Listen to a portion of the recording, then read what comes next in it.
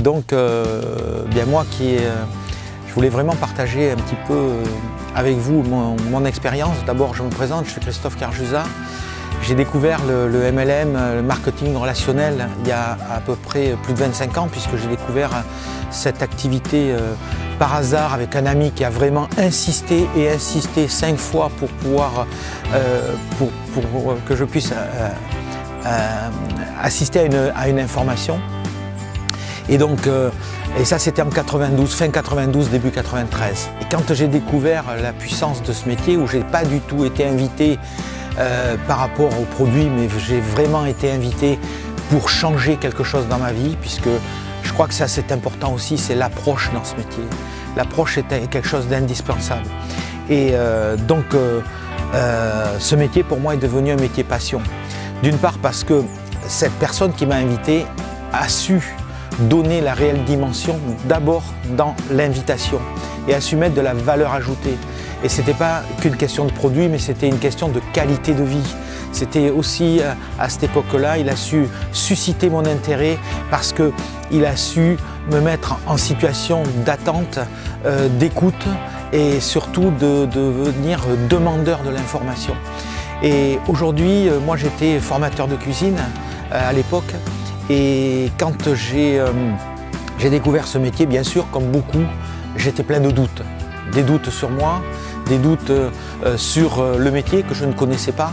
Et par contre, eh bien, le fait d'être bien accompagné par cette personne, ça a été aussi un élément clé, parce qu'on a besoin, au départ, d'avoir une personne qui va nous rassurer autour de nous. Parce que le doute est quelque chose de normal, parce que quand on découvre ce métier, eh bien, on est vraiment dans des situations de peur, et surtout, on a peur de l'échec.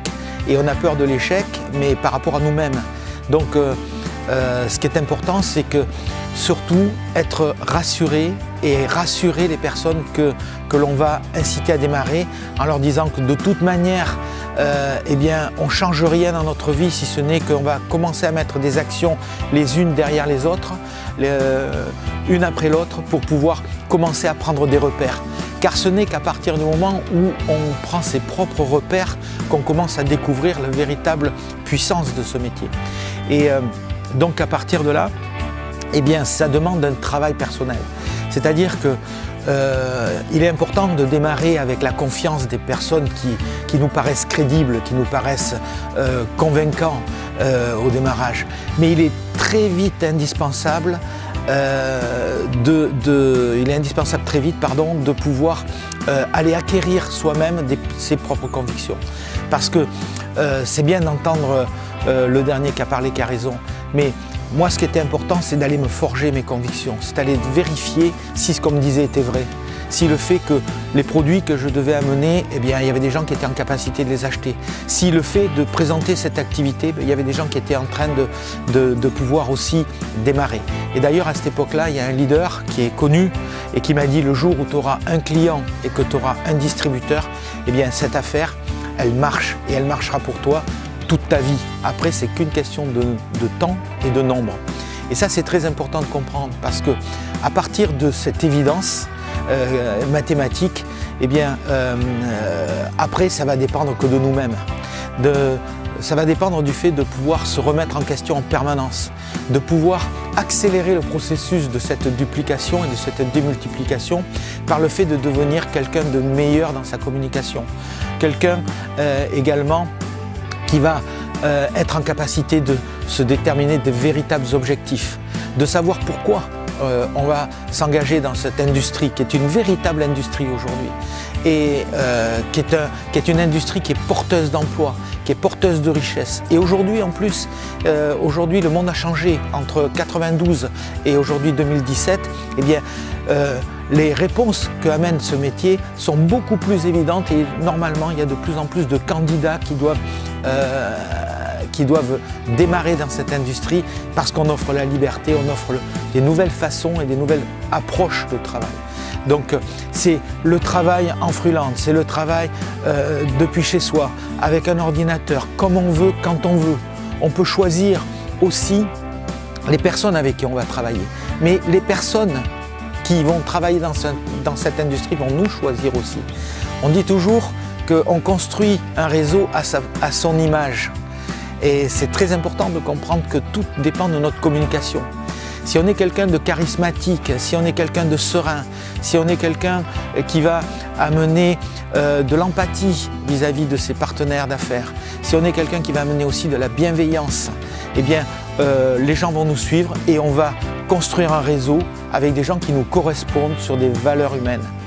Mais au contraire, si on est des gens tordus, si on est des gens qui sont impatients, si on est des gens qui ont tendance à fouetter les autres un petit peu et de vouloir amener des vérités en permanence de droite et de gauche, eh bien on va construire un réseau qui va être de guingois.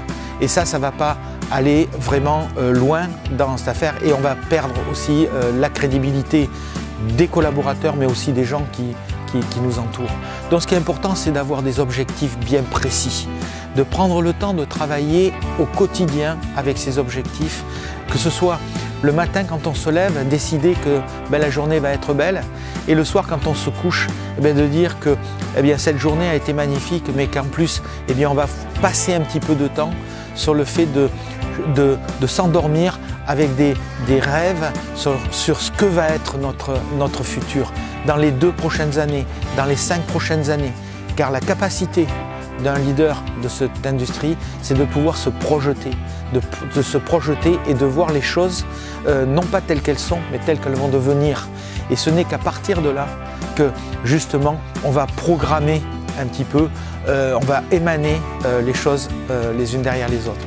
Donc voilà quelques petits conseils qui font que y en a des centaines de conseils à mener, mais je crois que ce qui est important au fond de soi, c'est d'être soi-même et surtout d'être en permanence, être soi-même parce qu'on n'a rien à prouver à personne dans ce métier. On doit aller de l'avant face au choix qu'on s'est déterminé pour vraiment amener un maximum de gens vers la liberté et vers le fait de se hisser sur le plan professionnel et dans le cadre de l'évolution personnelle.